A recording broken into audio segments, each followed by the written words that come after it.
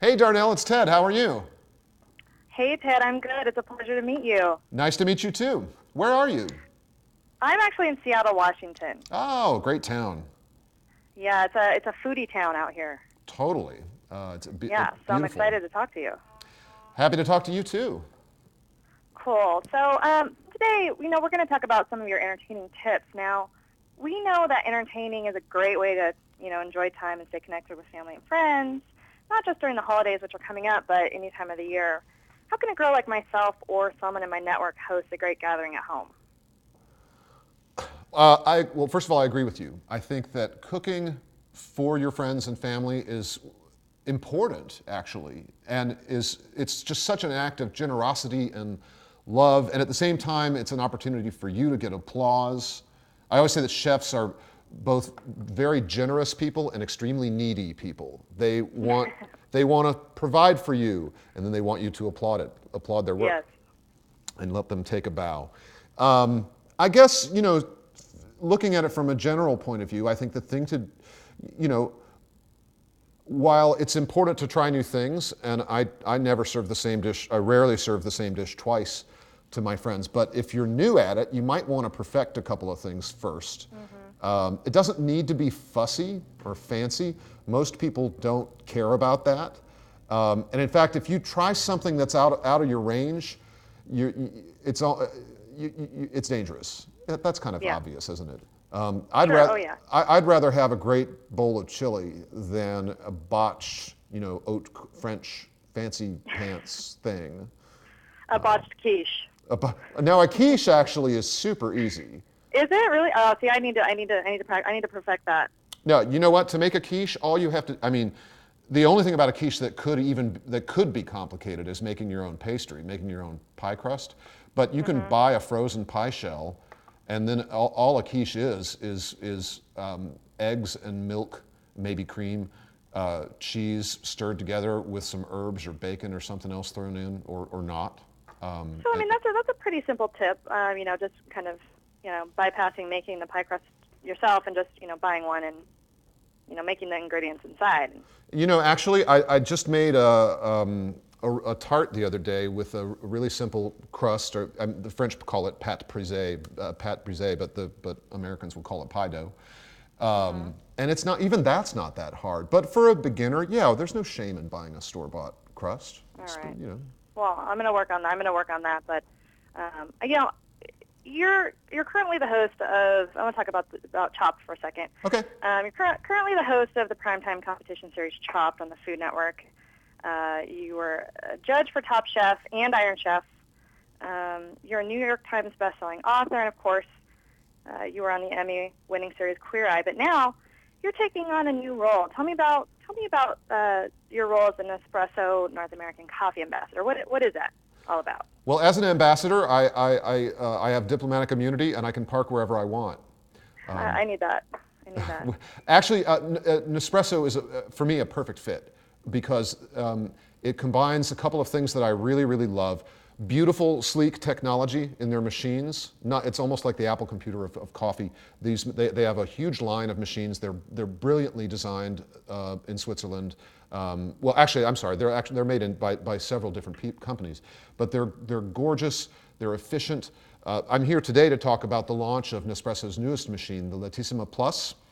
It heats Mhm. up in less than a minute, and it can make a cappuccino with the touch of one button. I mean, how elegant and beautiful is that? Well, I'm from Seattle, so there's coffee in every corner. However, sometimes I don't want to leave my home. It's rainy here. The weather's not that nice. I would love to be able to just kind of, be in my home and have a great taste of something like that with a touch of a button. That sounds amazing to me. It is, and the other aspect of it that's so incredibly nice is, well, aside from the convenience and the fact that these capsules, they're sealed with no oxygen inside them, so the coffee lasts a long time and retains its quality. It starts out it's good quality to begin with. All of their coffee products. You drop the pod in, you push the button, the pod falls into a bin, you throw it away. You don't have to go to barista college to learn how to do that. Right. But the most important thing, I mentioned the technology and my appreciation of design. But more important than that to me is the quality of the coffee. I'm a huge coffee snob, and Yeah. I really demand a lot from, and I'm willing to hunt for it. So when Nespresso approached me, it was an easy call. The funny thing was that I had just discovered Nespresso myself before they called on a vacation to France, where one of every 2 households has an espresso machine in it in France. And the French know their food and their drink. Oh, sure. Oh, sure. Yeah. So I was traveling. and I was traveling with a big group of friends, and we stayed in this house that had an espresso machine and had a whole bunch of these different blends of coffee that Nespresso offers. So you know when you travel with a big group and you're using a drip coffee maker, only the first 4 or 5 people get a cup, and then everyone else has to wait.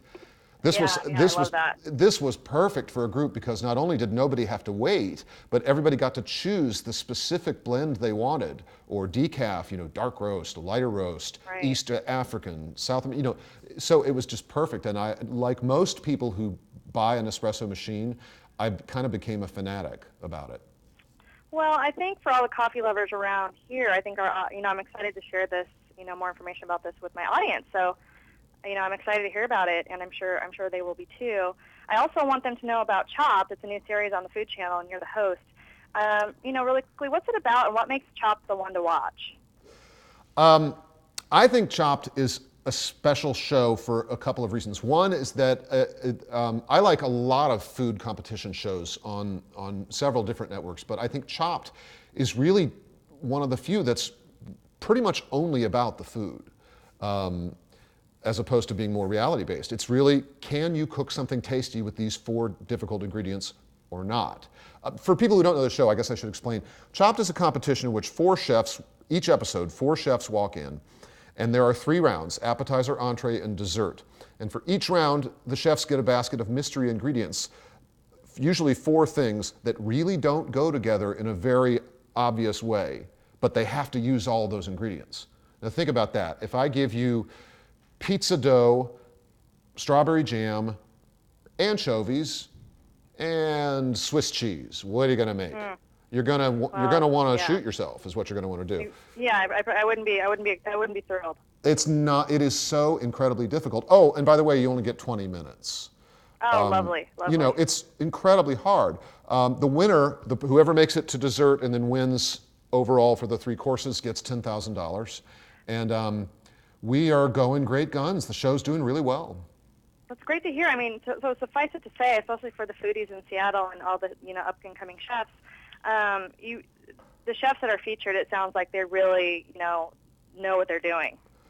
Totally. And you know what? For the chefs in Seattle, I should say, when we started Chopped, it was just New York City chefs. But we kind of went through all of those. So we started going to Boston and DC, and now we've gotten some budget to go to other cities. Right now we're casting in New Orleans, Atlanta, and Chicago, and we are headed your way. We're going to get to Seattle. I'm happy to hear that. We're going to get to San Francisco because there are so many great chefs in Seattle. You need to. Yeah, you need to come this way. You need to come to the West Coast. Well, just before we go, I have to ask you, I know that you're a frequent contributor to the Food Network's The Best Thing I Ever Ate.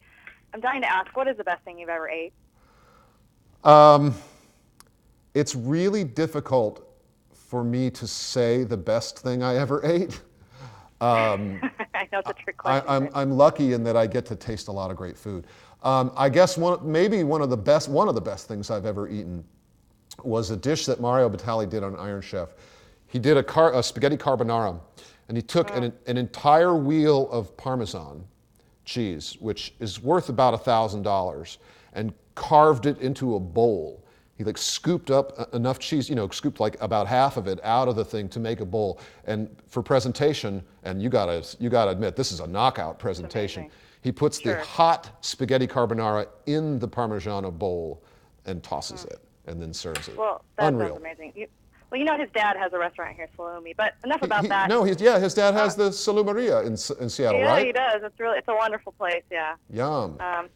All right, Ted. Well, thank you so much for your time. It really was a pleasure. I look forward to catching you on Chopped Tuesdays at 10 o'clock, and we'll catch you next time. Thanks so much. Thank you very much. Thanks for talking to us.